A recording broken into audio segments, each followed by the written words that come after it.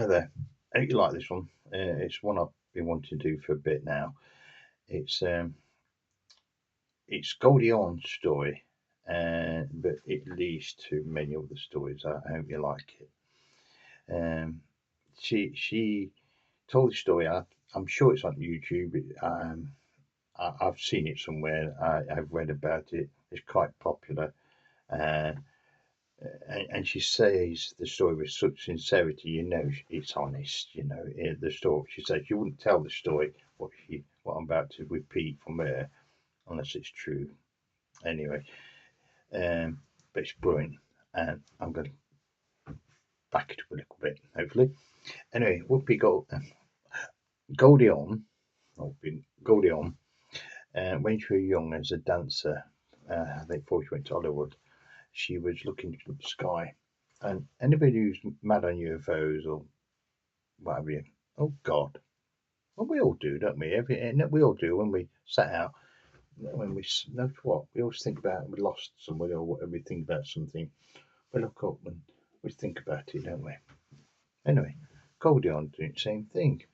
She was out just done a dance and she went outside and she was on a balcony, I think it was outside a theatre or dance class, whatever it was, in a small little town. And she was looking up and she was thinking to herself, and which she said she did quite often, which is get this why it's important. And she's looking up and said, "Is anybody there? You know, is anybody there?"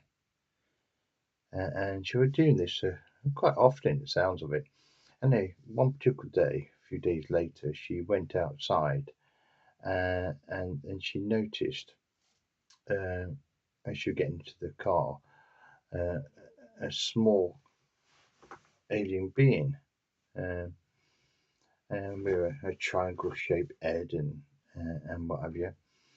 I won't go to tell her story totally because it's worth you searching her story out and let her tell it. But I just want to concentrate on what she was telepathically wishing, and then suddenly it came true.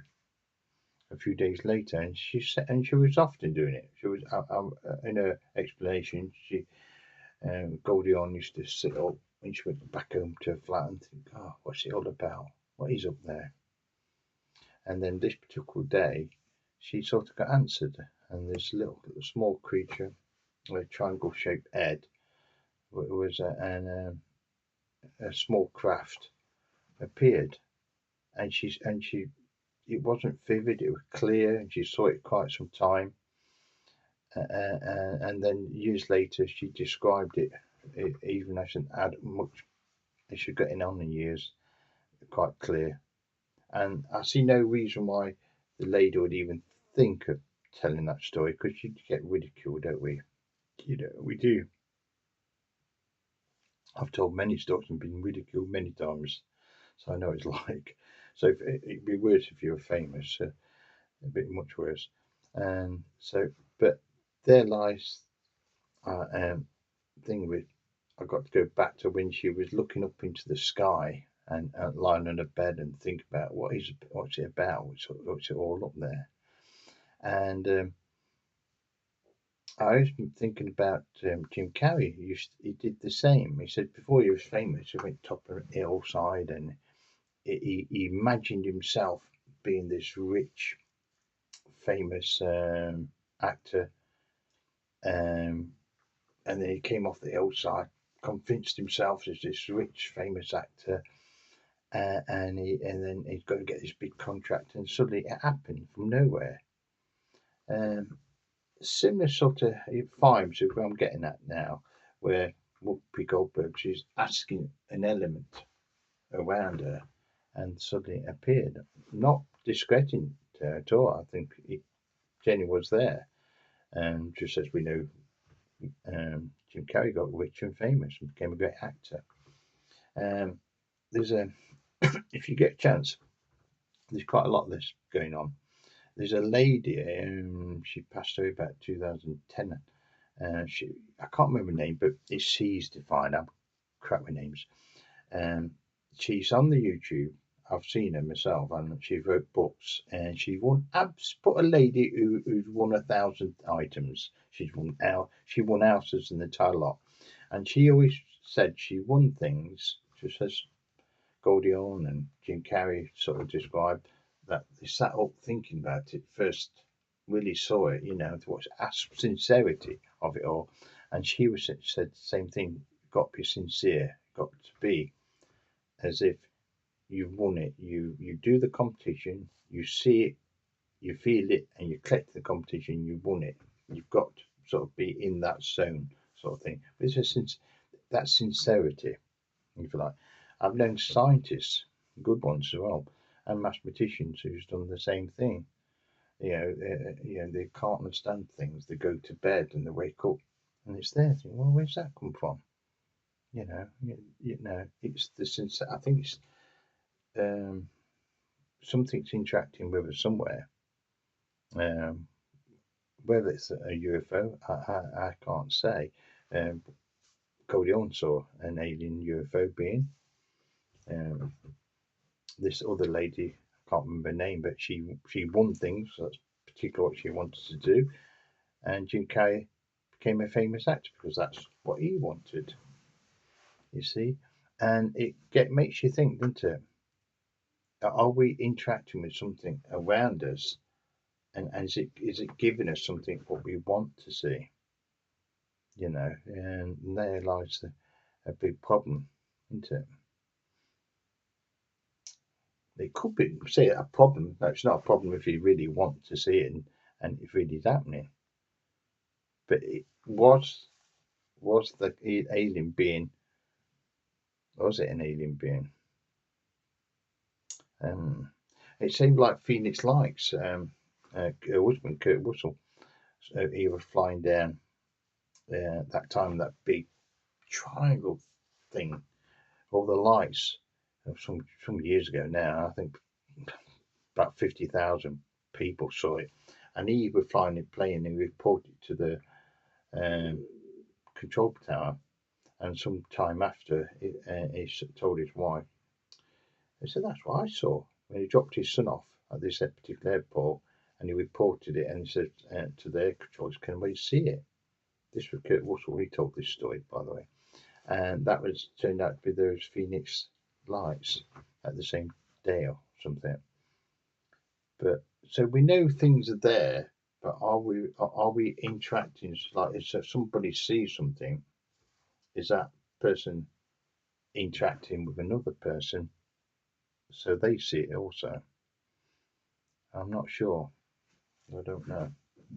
There's something out there, but it's interesting, isn't it? I thought I'd share this with you because how far, obviously, creatures can live amongst us and alter our brain frequencies and sound, so we think we see and hear something, and they could be right next to us, or we see somebody who looks like human. It could be small or large, and they perceive the frequencies to what yeah, they want us to see.